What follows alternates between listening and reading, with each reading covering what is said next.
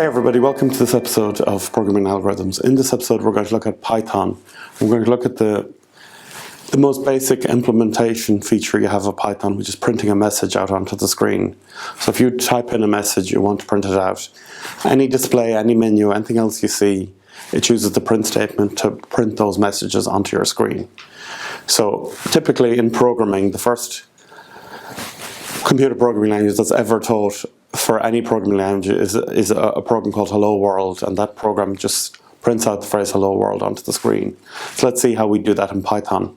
It's actually very simple. If we want to print out the phrase Hello World with no quotes, we just type in the sentence print, open bracket, inverted commas, Hello World, close inverted commas, close bracket, return.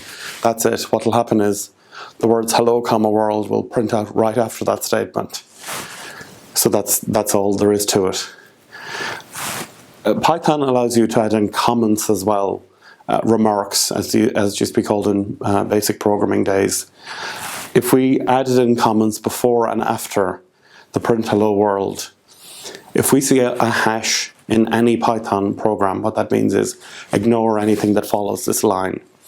So anything after the word hash, Python won't read. So if we stuck in program hello world program colon, Python won't understand that, but it'll help us understand what we're doing, and we can put end at the end.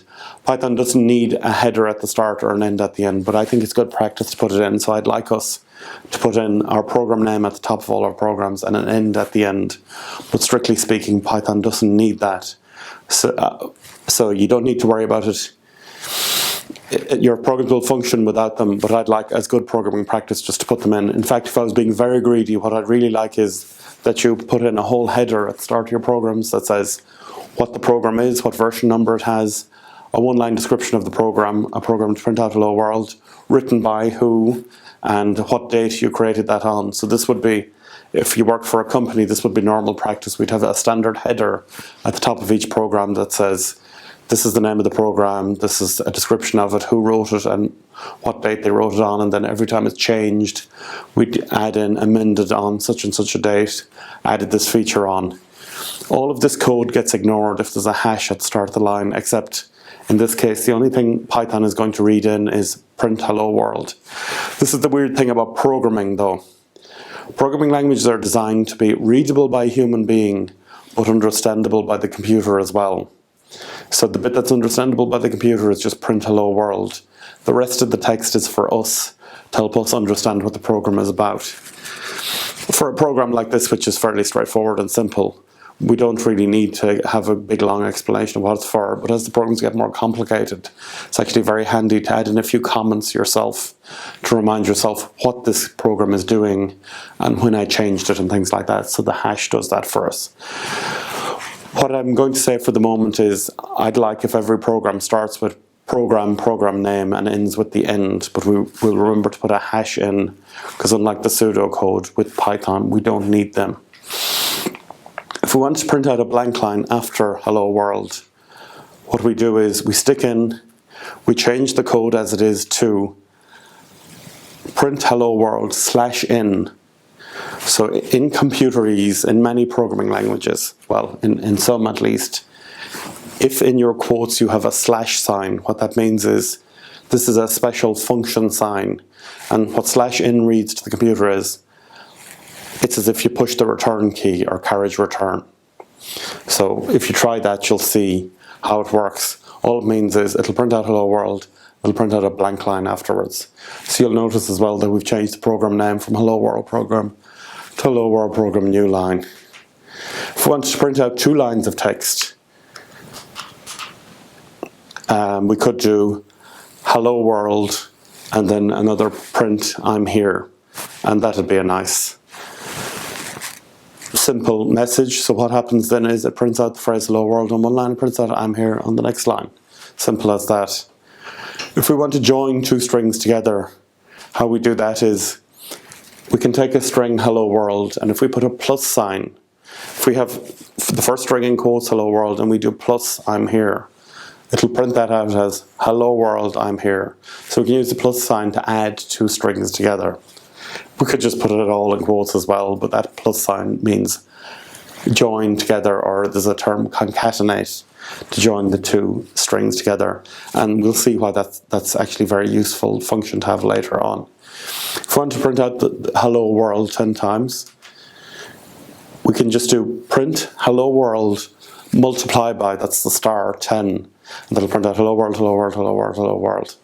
And we call that program hello world 10 times. That's kind of neat. So we can use the kind of maths, the arithmetic functions. Plus doesn't mean add as much as join. Multiply means print the same message out 10 times.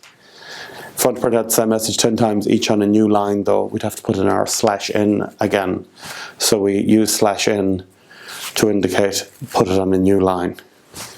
And indeed there are other functions other than /n. We've got // we've got /single quote, /double quote, /a to make a beep, /t to put in a tab. And play around with that. Do hello world // do hello world /quote, /single quote, /double quote, /a, /n, or /t. Or we can do in combination /n, /t, /a, /single quote, and play around with them and see what they do. I'd like to move on now to some maths functions that you can do in Python. So we've looked at arithmetic in pseudocode, and now let's look at them in Python. So simple maths. If I want to add two numbers together and print out the result, I just do print 10 plus 7 and print out 17. No big deal. So the plus arithmetic works exactly like you would expect. We can make it a bit more fancy by saying print out quotes 10 plus 7 equals in quotes. So that's all going to print out on the screen.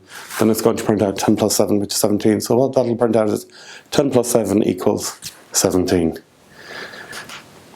If we want to do subtraction, in the same way, it's the minus sign exactly as you do subtraction normally. So 10 minus 7 is equal to 3 in this case.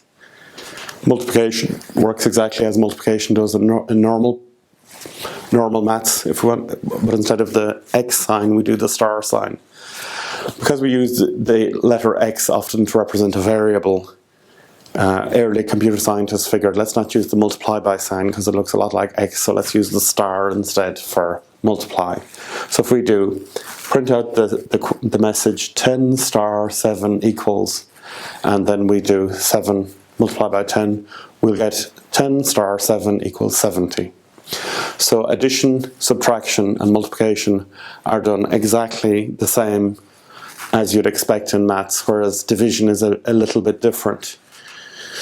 We have 3 different kinds of divisions. In fact, we've what's called regular division, which is division we understand from school. We've got integer division, which is whole number division, and division remainder. These are terms that I'm using. Different books call these different things, but I think these are the correct terms for how we're learning it. Regular division works exactly as you'd expect. If we say 10 divided by 7, what we'll get is 1.428571, which is 10 divided by 7. 7 goes in one time, and then 7 over 3, whatever that is, it's 4.428571. We'll note here, though, that with computer programming languages, we differentiate between whole numbers and numbers with decimal places. So 10 divided by 7, the 10 and the 7 there are integers or whole numbers, whereas the result we're getting is a real number. That is, it's got a decimal place and values afterwards. So Python is smart enough that it allows us to do this. We're doing a division between 2 integers and it knows, okay, but I'm going to return a real value back, which is great. If we just wanted to get the whole number solution to this, if we asked the program, if we did 10//7, what we're saying is, how many times does 7 evenly go into the number 10? The answer we get there is 1, because it goes in once. 7 goes into 10 once, plus some remainder. So that's integer division. That is to say, divide one integer by another and return the nearest whole number result you can get. Because 7 goes into 10 once, plus a remainder, integer division // gives us a result of 1. If we do division remainder and we use the percentage sign for that, so we do 10 percentage 7, the result we get is, don't freak out now, it's 3. Huh? Why is it 3? Because if we divide 7 into 10, It goes once plus 3 remainder.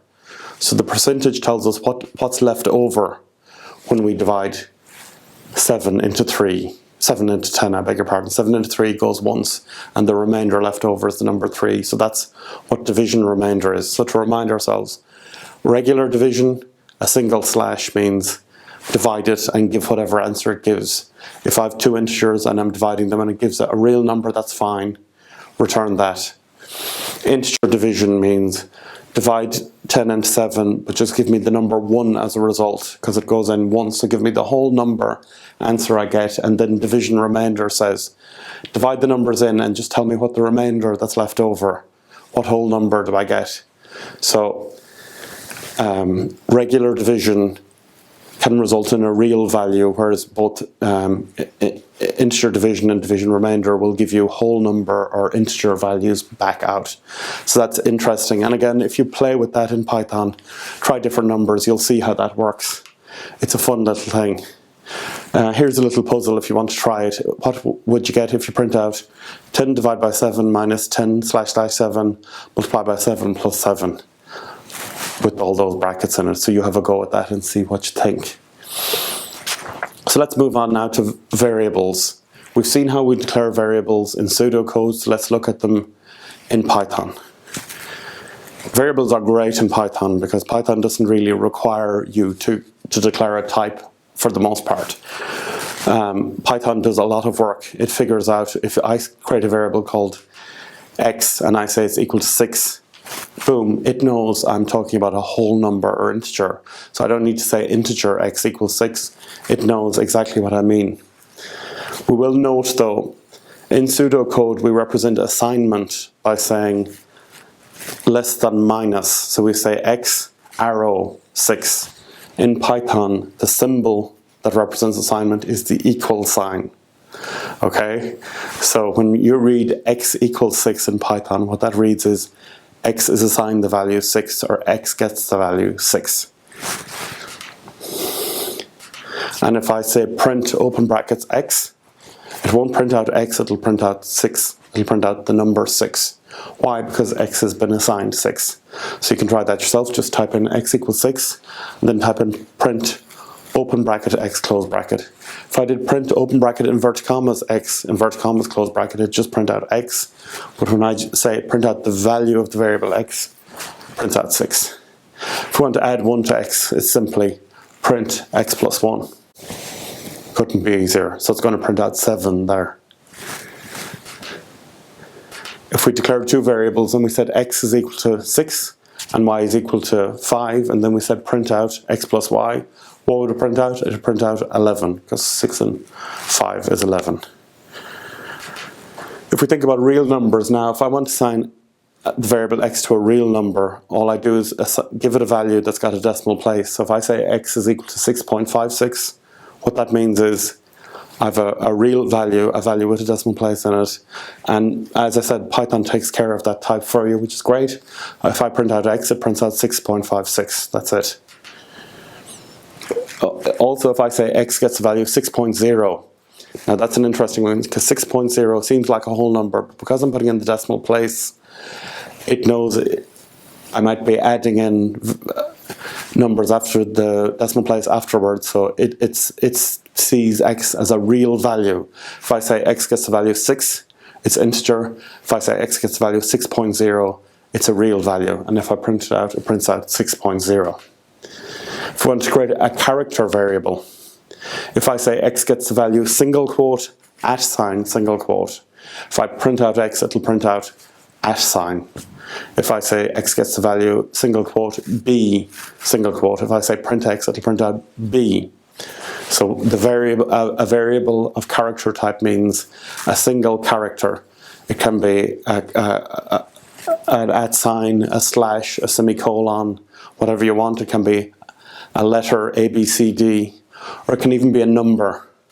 So if I say x gets the value single quote 5, that doesn't mean it's the number 5, it means it's the character 5. So if I print out 5, it's like the room number 5.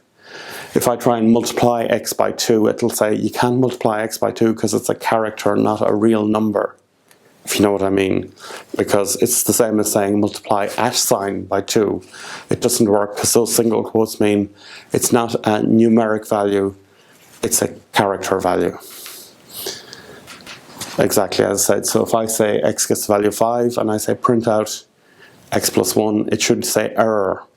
And I've called that program error program, and try that in Python and you'll see it'll bomb out, because I'm not trying to print out the number 5, I'm trying to print out a character 5, and I'm trying to add 1 onto a character. No more than if I had the character colon and I said add 1 onto colon, what would you add, semicolon? No, it doesn't make sense. So we can't do numerical arithmetic on character values. And finally, the other type, the second last type of variable is a string. And we've seen it. If we say x gets the value of double quotes, this is a string, and we print out x, it'll print out this is a string. So there's no real mystery there. We could also do something like this. We could say print, please input a value or please input a message. Then if we create a variable and assign it to be input open bracket close bracket, it'll print out whatever message you type in. So if you run this program as you see it here, it'll print out the screen, please input a message. If you type in blah blah blah and hit return, it'll print out blah blah blah. So it'll just take whatever message you've typed in and print that back out. So the print command writes to the screen, the input command says take whatever input the user types into the keyboard, and then the second print says print out whatever input the user has typed in from the keyboard back out again. Try that and see how it works. Let's do finally a program to convert temperatures. So let's say we were converting from Celsius to Fahrenheit. If we were converting from Celsius to Fahrenheit, we could print out a message saying, please input your temperature in Celsius, and read in that value. So what I've said here is the input value gets input, but I need to convert that to an integer. So I'm assuming people are typing in an integer value. When the computer reads in text from the screen, it reads it in as a string. So if I type in 14, it won't read it as the number 14, it'll read it as quotes 14. When I say input value gets int input, what that means is change the string into a number. So if I type in 14, it'll read it as a string because I've got the word int around the input. That means it'll change it to the number 14. And then we say print out the message that temperature in Fahrenheit is, and we calculate the number, let's say the input value is 14, multiply by 2 and add 30, because you convert Celsius to Fahrenheit by multiplying the value by 2 and adding 30. So just to say about converting values, how if we convert, if we get in a string, and let's say that string is 10 in quotes, if we want to convert the string 10 into the number 10, we do int open brackets. That means it's converted. If we get in a string 10.5 and we want to convert that into a real number, the function to do that is called float. So real and floating point values and real values are the same term. Some programming languages use the word floating to represent a real number. So if I have a string that's got a decimal point in it and it's a number, if I want to convert it into a real number, I say float. And if I have a number that I want to convert into a string, I say string. So if I have the number 10 and I want to convert it into 10 quotes, I do str, and that'll convert it. And again, if you play with that, you'll see how that works. Also, can I mention this as well, and then we'll be finished with this video. There are a number of words that you cannot use for variable names, so there are a number of special words. For example, we know that we couldn't be using the word if or for or while as variable names, because those words are called keywords or reserved words, because those words are used for something else as well. I suppose it is worth noting as well that two words that aren't there, so two words that aren't there in the list are true and false. So we talked about the Boolean values, and I want to explain a little bit about Boolean values in Python. So I've called this a special note on Boolean variables simply because it's important. Python didn't have true or false built into version 1 of it. And indeed, in version 2.0 it didn't either, until version 2.2.1 in 2002 was the first time Python had true and false as a concept built into it. At that time, it was a simple implementation of it. By the time it got to version 2.3 in 2003, the concepts of true and false were incorporated into what's called the built-in module of Python, and they became a core part of Python then. So Boolean variables work the same as any other variables. If I say x gets the value true, it's capital T, small RUE, and then I print out x, it'll print out true. If I print out false, it'll print out false as long as a big F, ALLC are small. Technically speaking, true and false are bound to the numbers 0 and 1. So false is bound to 0 and true is bound to 1. So if I did print x plus 1 and x is false, it will print the number 1. And if x is true and I do print x plus 1, it'll print out the number 2, because true is bound to 1. That's the way true and false is implemented in Python, and indeed in many other programming languages. So instead of saying the end, what I have here is to be continued. And what I mean by that is, it's over to you now. I want you to explore the code. I want you to try different variations on the printing, on the maths, on the variables that we've looked at in this lesson. So thanks very much. We'll see you on the next episode.